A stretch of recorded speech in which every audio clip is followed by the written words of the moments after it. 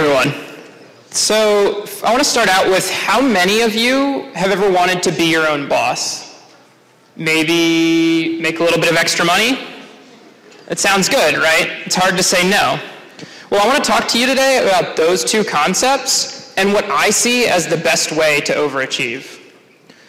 So Facebook, Gmail, Craigslist, Twitter, all these wildly successful companies have something in common. That something is that they were started as somebody's side project. The founders of each of these companies had a real job, and they decided, hey, I want to overachieve, I want to start something on the side. So most of us have heard the story of Facebook, Mark Zuckerberg still in school, working on Facebook in his spare time. And what I want you guys to take from that is that school, especially college, is a really great time to start a side project. It's a rare time in your life when you're surrounded by such a diversity of talent, resources, and potential mentors. No matter what your skill set, there will always be someone there with complementary skills who will help you do better. Not to mention the fact that your teachers love to see you succeed, so they're going to help you whenever they can.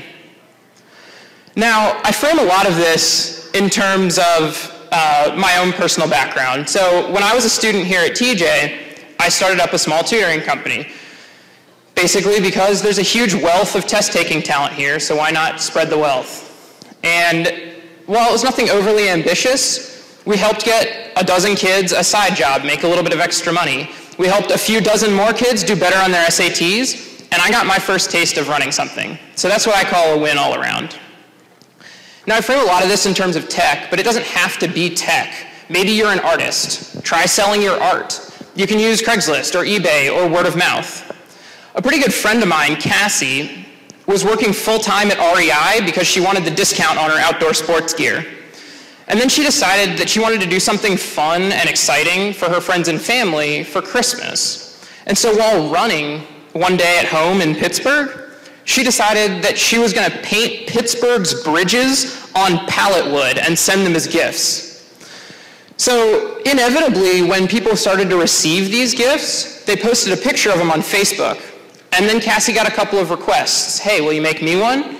And then a couple more, and a couple more, and a couple more. And now she's been able to quit her job to work on these paintings full time. Now, it's not all about the money. Is Cassie going to get rich? Maybe, maybe not. But in either case, she's doing something that she loves, and it's something that she found through a side project. The extra money is nice because it lets you have a little bit of cushion while you figure out what works. Another case where it's not necessarily about the money for you is social entrepreneurship. So that basically means that while maybe your project doesn't make you money, it sustains itself and does something good for your community. Post Secret was basically Frank Warren's art project, and now it's helped raise hundreds of thousands of dollars for suicide prevention. So can you imagine if each of you had a side project that was able to make that much money for a cause that you believed in? It would be amazing. So after I left college, I said, why not try this tutoring thing again? But I really had pretty limited success. So I thought, hey, I've always loved tech, I'm good at math and data analytics, so why not try applying those skills on the side? So I did a little bit of consulting, one-off projects for people, made a little bit of money, learned some new skills, and that was good, but didn't lead to anything long-term, which was fine. Then I applied for a full-time position at an early-stage startup called Speek. And while it was probably a stretch, me applying for that job, I decided to go for it. And after a couple of conversations with the CEO, he said, well, you might not be a good fit for this position, but how about working 5 or 10 hours a week? And I said, that's perfect. I really like that idea. So I jumped in. And once you have a successful side project going, you start to question, hey, maybe I can do this full time. When do I make the jump? But I want to give you a word of warning. I'm definitely not saying that a side project needs to stay a side project forever. But that decision point is going to be different for everyone. Another TJ friend of mine, Aaron, he was working as a student at a prestigious internship and doing a side project. And if you talk to him now, he'll tell you he probably spent a little bit too much time on that side project, staying up late, calling people overseas, trying to get stuff done, and his work slipped.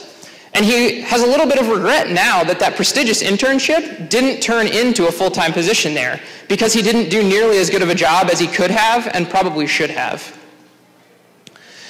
So for me, after working at Speek part-time for about 6 months, they decided to make me a full-time offer. And while jumping over there full-time at that point was still risky, I'd be taking a big pay cut, and while job security at MITRE is very good, a startup doesn't even know if you're going to be in business in 18 months, let alone whether a certain individual is going to have a job. But for me, the time was right. And while that decision point is different for everyone, sometimes you just have to take the risk. So I know that the hedge now is that the skills I'm building with Speek will help make my next project more successful. And whether I start something myself or work with a partner or join a team, I'm going to try and hedge my bets on one hand and shoot for the moon with the other.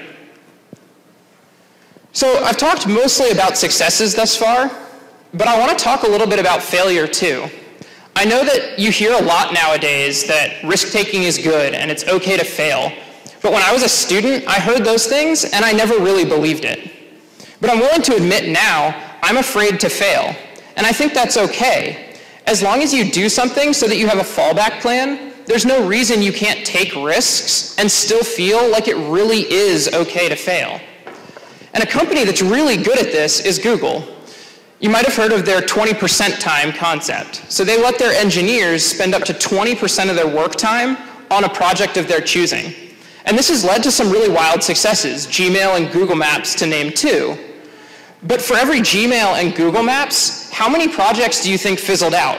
How many engineers worked 1 day a week on a project that never launched, never had a user, or just wasn't a good idea? Dozens, hundreds, maybe thousands. But that's okay. You learn from the failures and you move on. So what does this all mean to you guys? Again, my challenge to you is try it. Take advantage of your talent. Dedicate yourself to building something. You never know what side project is going to be the next Facebook or Twitter.